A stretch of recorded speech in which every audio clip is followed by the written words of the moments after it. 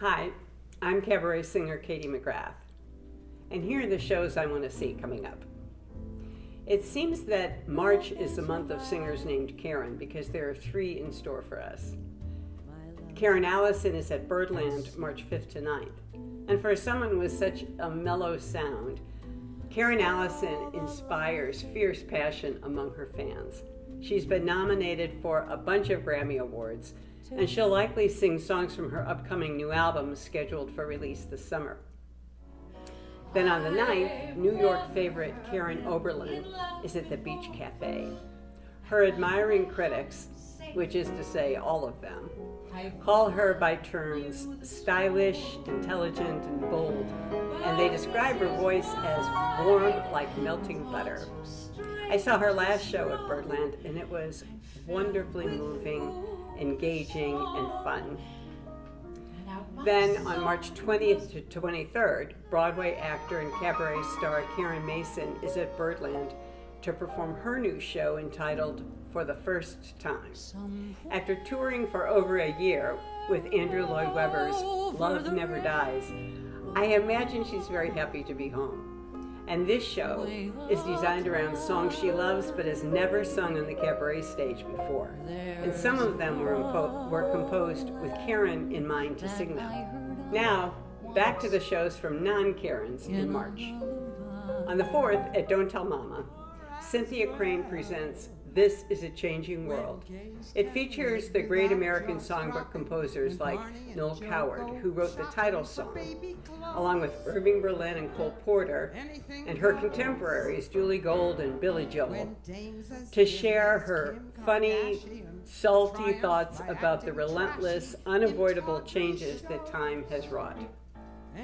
On the 16th, one of my favorite people in the jazzare category, John Minnock, brings his jazz flavor to the cabaret stage, making his Feinstein's 54 Below debut on March 16th. We can expect him to share some songs from his recent album entitled Right Around the Corner. His special guest, saxophonist Dave Liebman, will join him. Then on the 13th at Pangea, Matilde Bernabei gives us Out with the Ugly. She warns us that this show isn't for the faint of heart, so of course we have to go. Her musical style defies easy labeling. She has a bit of a country twang in her beautiful voice, but her strong, unusual arrangements evoke frequent comparisons with the musicianship of Joni Mitchell. When I spoke to Matilde about her show, she insisted that I also see her friend, Jack Bartholet, who follows her at Pangea on March 15th. His show is called Lady with a Song, which covers the very timely and topical thing of toxic masculinity. It sounds mighty interesting to me. Also on the 15th at the Triad Theater, Janet Onyenucheya introduces the concept of urban cabaret in her show entitled Escalator.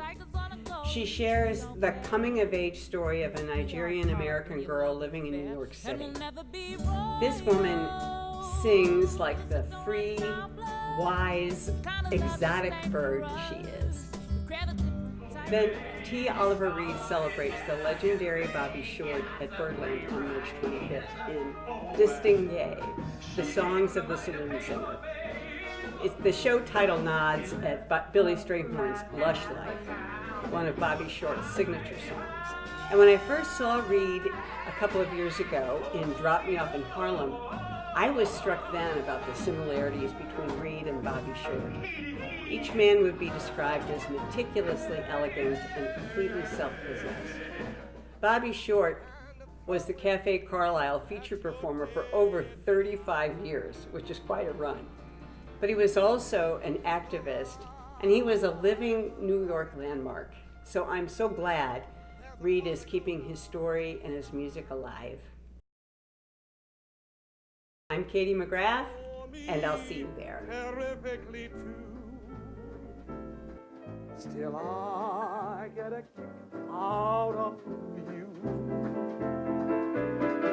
I get a kick every time I see you standing there before though it's clear to me you obviously don't adore me. I get no kick in a plane